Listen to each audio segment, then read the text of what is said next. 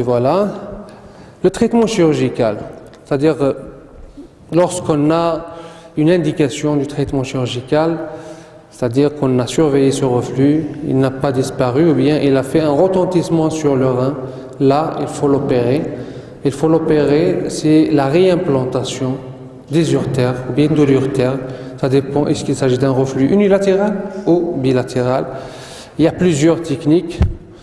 Il y a des techniques intravésicales, des techniques extravésicales, des techniques mixtes. Mais l'essentiel, c'est ce qu'il faut comprendre, c'est que cette réimplantation doit répondre en fait à des principes qui font qu'il faut restituer le système anti-reflux. Les éléments du système anti-reflux qui sont défaillants, il faut les restituer, c'est-à-dire le trajet sous-muqueux, l'amarrage, c'est-à-dire la fixation de l'urtère et surtout l'emplacement de cette réimplantation. Il faut réimplanter ces urtères proches ou bien près du trigone. Donc allonger le trajet sous-muqueux de l'urtère, donc selon cette loi qui s'appelle la loi de Paquin, c'est-à-dire que la longueur doit être égale au moins à 4 fois le diamètre de l'urtère. La longueur de l'urtère réimplantée, c'est-à-dire du trajet sous-muqueux. L'amarrage solide de l'urtère au trigone, et bien sûr il faut respecter la vascularisation. Parce que si on dévascularise les urtères au moment de la chirurgie, ils vont s'ischémier et ils vont devenir non fonctionnels ou hypofonctionnels avec un péristaltisme diminué ou inexistant. Donc j'ai dit plusieurs techniques, mais ce qu'il faut retenir que la technique la plus utilisée, c'est la technique de Cohen.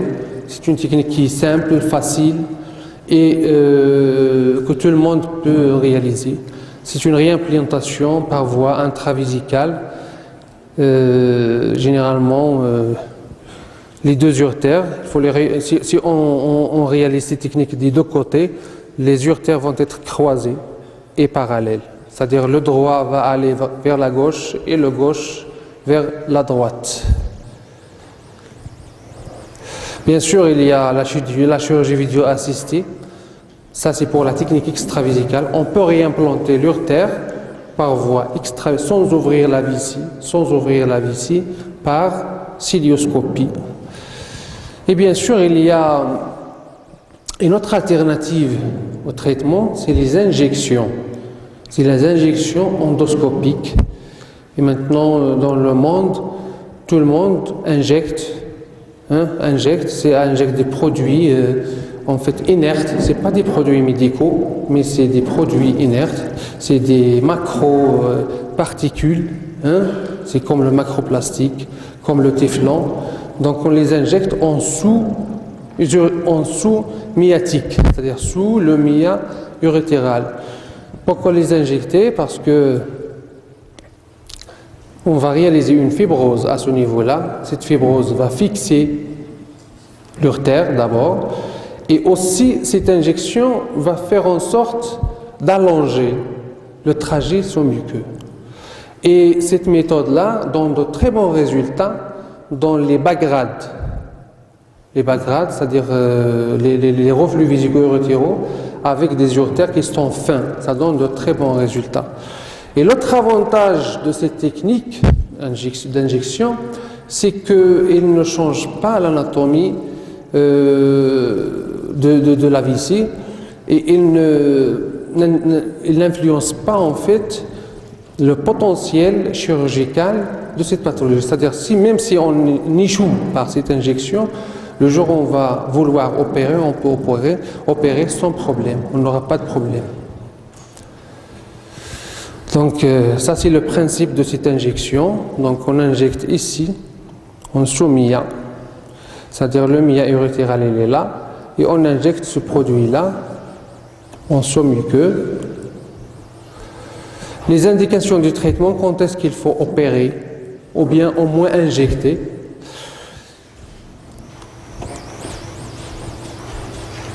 On injecte, on opère lorsqu'on a donc des infections urinaires à répétition. malgré un bon traitement et malgré une antibioprophylaxie. Ça, c'est la première des choses. La deuxième des choses, c'est l'aggravation du reflux au cours de l'évolution, c'est-à-dire l'aggravation du grade. La troisième indication, c'est le retentissement, c'est-à-dire quand on va faire une scintigraphie fonctionnelle, on trouve des cicatrices au niveau du rein avec une diminution de la fonction rénale. C'est là où il faut intervenir.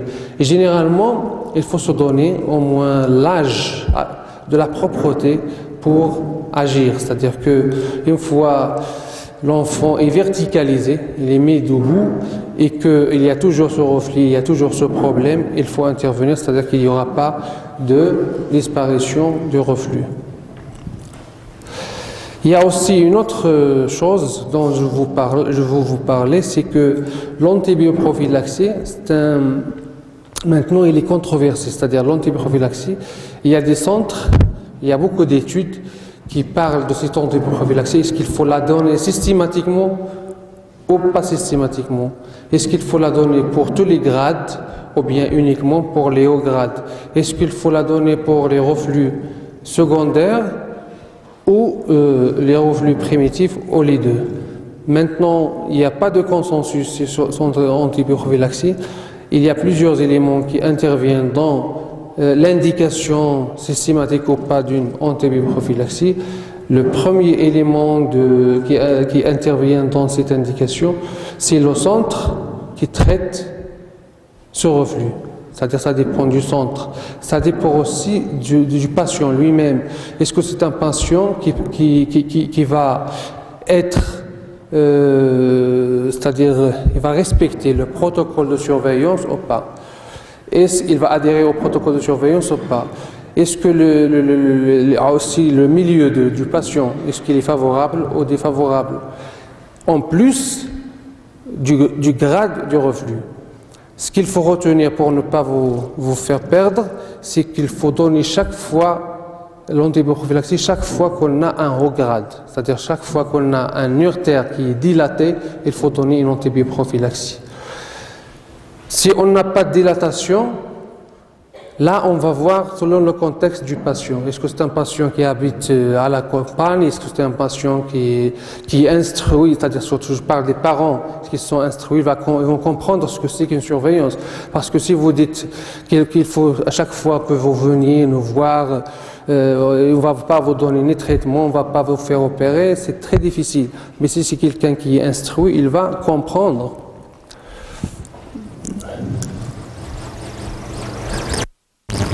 La chirurgie, donc dans 5 circonstances, le reflux vésico-urétral de haut grade, les ectopies érecturales associées, c'est-à-dire si on a une ectopie associée, un diverticule associé, là parce que c'est le reflux secondaire, échec du traitement médical, c'est-à-dire on a des infections urinaires à répétition, retentissement néphrologique, les facteurs familiaux et socio-économiques qui ne permettent pas le traitement médical.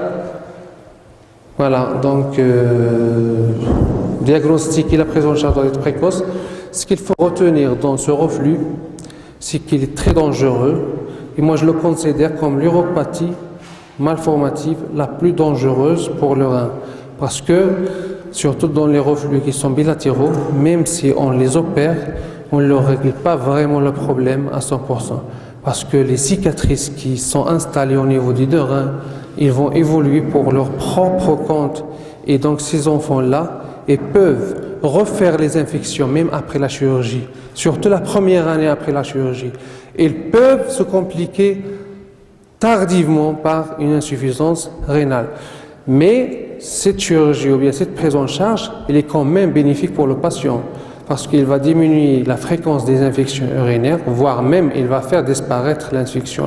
On a beaucoup de cas chez lesquels on a fait disparaître ces infections urinaires, ça c'est premier. Deuxièmement, il ne va pas avoir apparition d'autres cicatrices au niveau du rein. C'est-à-dire qu'il ne va pas perdre encore plus de néphrons. Voilà, donc je passe rapidement à la deuxième uropathie malformative. Deux chapitres qui sont plus importants dans les uropathies malformatives, le reflux et les uropathies malformatives obstructives. Parce que généralement, quand on parle d'uropathie malformative chez l'enfant, c'est généralement, on parle de ça, le reflux et les uropathies malformatives obstructives, c'est-à-dire avec obstacle.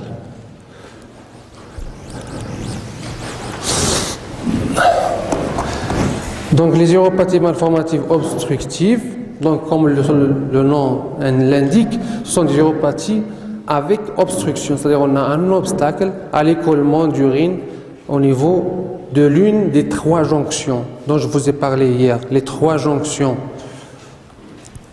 Donc les objectifs, donc ça vous allez le savoir tout seul. Donc ce sont des malformations par obstacle à l'écoulement des urines. C'est-à-dire il y a donc des anomalies d'écoulement d'urine. Donc au niveau de l'appareil urinaire haut, on parle d'hydrocalicose lorsque l'obstacle siège au niveau du pied du calice, mais cette malformation elle est très rare. C'est pas en fait la malformation typique.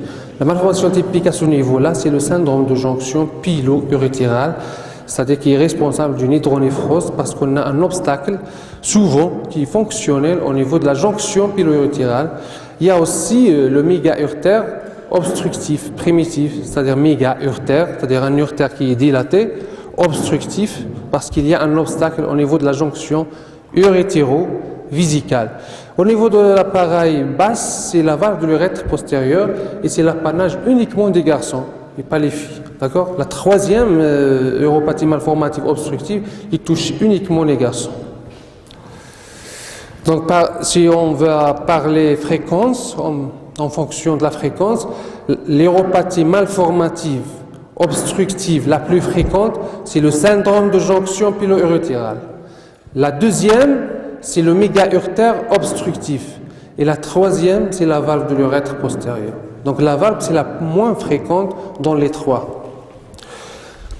Donc je commence par le syndrome de jonction. La définition, c'est une dilatation des cavités pilocalicielles. Donc comme vous voyez sur le schéma, on a un obstacle de la jonction pilo-urétérale. Donc c'est facile. Mais ce qu'il faut savoir et ce qu'il faut retenir, c'est que cet obstacle-là, il est souvent fonctionnel. C'est-à-dire qu'il n'y a pas vraiment une sténose qui est organique. C'est une sténose qui est fonctionnelle. C'est-à-dire à ce point-là, le péristaltisme n'existe pas. Ce qui fait qu'il n'y a pas de progression de l'urine depuis les calices, le bassinet, vers l'urtère et vers la vessie. Donc c'est ça le problème qui existe dans le syndrome de jonction pilo-urétérale. C'est la plus fréquente. Mais ce qu'il faut retenir, c'est que ce syndrome de jonction c'est une malformation qui est guérissable. Pas comme le reflux. C'est une malformation qui est guérissable. C'est-à-dire si on l'opère et qu'on fait bien, on règle le problème une fois pour toutes pour le patient. Et donc les résultats sont très bons.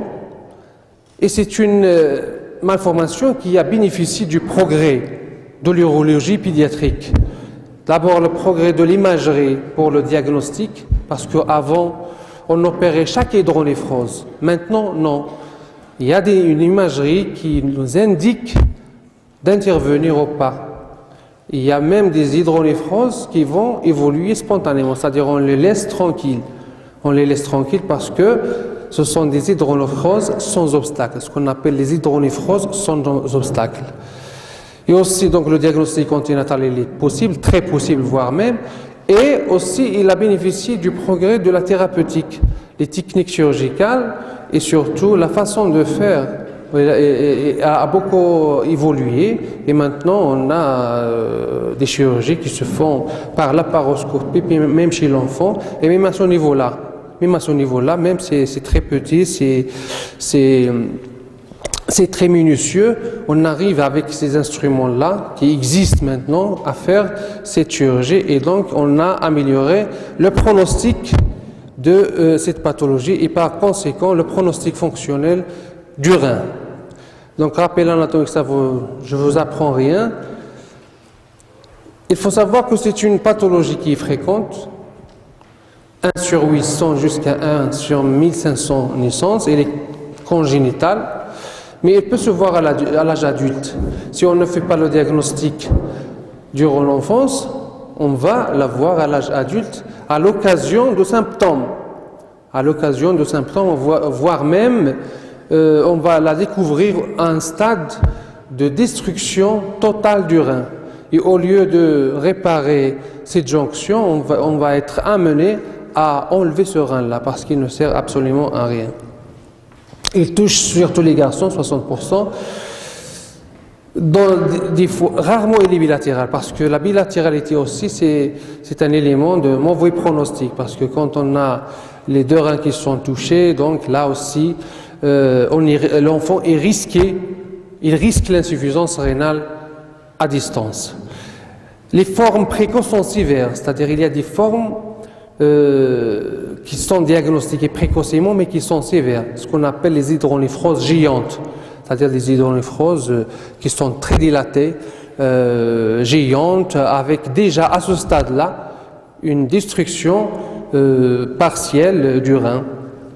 Dans 20%, le syndrome de jonction pilorutérale est associé à un reflux vésico-urétéral. Ce qui fait qu'il faut 20%, ça justifie sa recherche systématique, c'est-à-dire devant tout syndrome de jonction, il faut demander une cystographie rétrograde pour découvrir ou pas un reflux vésico-urétéral. Une autre chose qu'il faut savoir, dans les symptômes du reflux, dans les symptômes du syndrome de jonction, rarement figure l'infection urinaire. Si on a au premier plan des symptômes de syndrome de jonction pilorutérale, la fièvre ou bien l'infection urinaire, là il faut suspecter une association du reflux vésico-urétéral. Parce que l'uropathie la plus pourvoyeuse de l'infection urinaire chez l'enfant, c'est le reflux vésico-urétéral et pas le syndrome de jonction. Le syndrome de jonction, soit il est asymptomatique, soit lorsqu'il devient symptomatique, ça donne soit une masse abdominale lorsque c'est géant, soit ça donne des douleurs abdominales, même des douleurs intermittentes, ou bien carrément chez le grand enfant, des lombalgies. Mais ça ne donne pas la colique néphrétique. Parce que l'année dernière, lorsque j'ai posé dans la question colique néphrétique, il y a des gens qui ont couché colique néphrétique. Le syndrome de jonction, il donne exceptionnellement une colique néphrétique. Lorsqu'il est vraiment très serré, et chez le grand enfant, bien l'adolescent. Mais chez le petit enfant, lorsque ça donne des douleurs, soit des douleurs abdominales vagues qui sont intermittentes, et des fois, souvent, ils sont rattachés à des troubles digestifs, soit ça donne chez un grand enfant des lombalgies, il localise ces douleurs, il vous dit que j'ai mal à ce niveau-là. Donc, c'est un obstacle congénital, le plus souvent intrinsèque, 70%. Donc, c'est une acontractilité, ça c'est ce que j'ai expliqué tout à l'heure. Dans 30%, c'est extrinsèque. Extrinsèque, c'est lorsqu'on a un vaisseau polaire, c'est-à-dire on a un vaisseau polaire supplémentaire qui va venir cravater la jonction pilo-urétérale de l'extérieur. Et généralement, ça donne un obstacle qui est incomplet. Et même le diagnostic, il se fait tardivement, souvent chez des adolescents. Parce que comme l'obstacle n'est pas serré, comme l'obstacle n'est pas complet, ça donne du temps pour évoluer. Et ça donne des douleurs qui sont intermittentes. Et ça peut donner, par contre, quand on a un vaisseau polaire comme ça peut donner une colique néphrétique. Parce que c'est quoi le vaisseau polaire? Le vaisseau polaire, c'est un vaisseau qui vient cravater la jonction. Il va la cravater au-dessus. Et au moment de la vidange, c'est-à-dire le moment de la vidange du rein, on aura une dilatation du bassinet et qui va venir au contact par ce vaisseau polaire-là qui va en fait l'étrangler et ça donne ces douleurs. Et donc voilà, donc c'est ça le vaisseau polaire. Donc le dépistage antinatal il est possible 80%, donc cette plaque je l'ai déjà fait passer. Maintenant, pour le diagnostic du syndrome de jonction, ce qu'il faut retenir,